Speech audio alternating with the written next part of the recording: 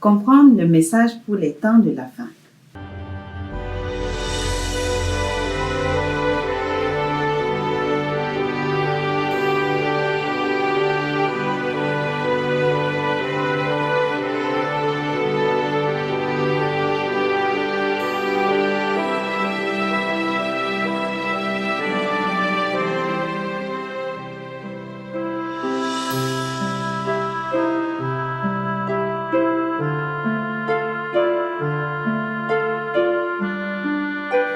Bonjour et bienvenue à votre émission.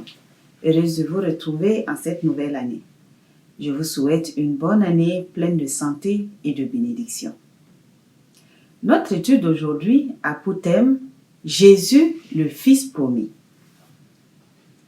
La question du jour, Jésus-Christ était-ce Dieu ou un prophète? Les avis sont partagés sur la question et cela ne date pas d'aujourd'hui. Déjà, pendant qu'il exerçait son ministère sur cette terre, Jésus lui-même posa cette question à ses disciples. Qui dit-on que je suis? Dans Matthieu 16, verset 14, ils répondirent. Les uns disent que tu es Jean-Baptiste, les autres Élie, les autres Jérémie ou l'un des prophètes. Pour nous faire notre propre avis sur l'identité du Christ, regardons plutôt à son ministère. Hébreux 1, verset 2 et 3 dit ceci. Dieu, dans ces derniers temps, nous a parlé par le Fils qu'il a établi héritier de toutes choses, par lequel il a créé le monde et qui, étant le reflet de sa gloire et l'empreinte de sa personne, et soutenant toutes choses par sa parole puissante, a fait la purification des péchés et s'est assis à la droite de la majesté divine dans les lieux très hauts. Nous pouvons tirer plusieurs vérités de ce verset. Jésus est venu nous révéler qui est réellement Dieu.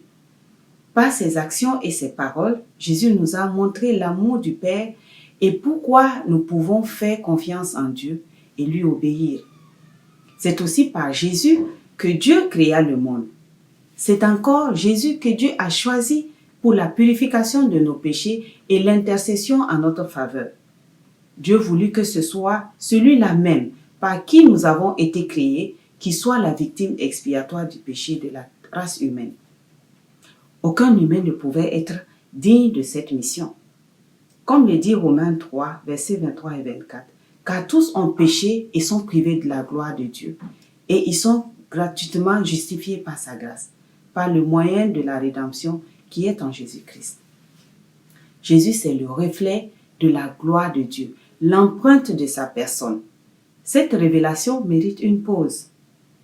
Le reflet de la gloire de Dieu, l'empreinte de sa personne. Si donc Dieu est divin, Jésus l'est forcément aussi.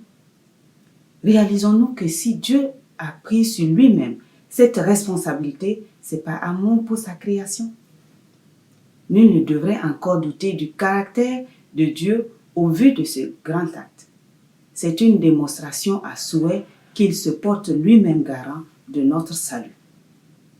Jésus ayant vaincu le diable par son sacrifice, le péché sera à jamais anéanti à la fin des temps, lors de son second retour. Cependant, son sacrifice n'a de valeur que si nous l'acceptons. Je vais vous raconter une histoire.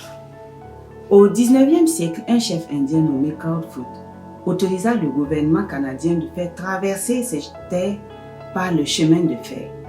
En contrepartie, il reçut un laissez-passer à vie pour un usage gratuit du train. Il enveloppa son laissez-passer dans un bel étui qu'il mit autour de son cou. L'histoire nous dit qu'il n'a jamais mis les pieds dans un train.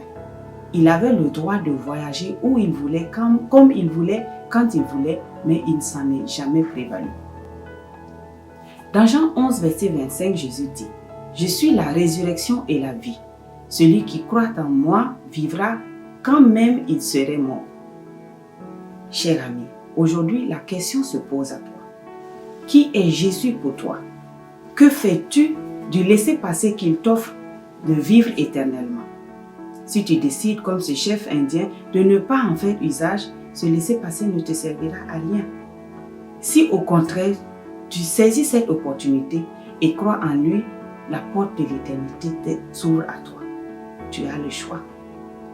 Prions ensemble afin que Dieu nous aide à l'accepter dans nos cœurs.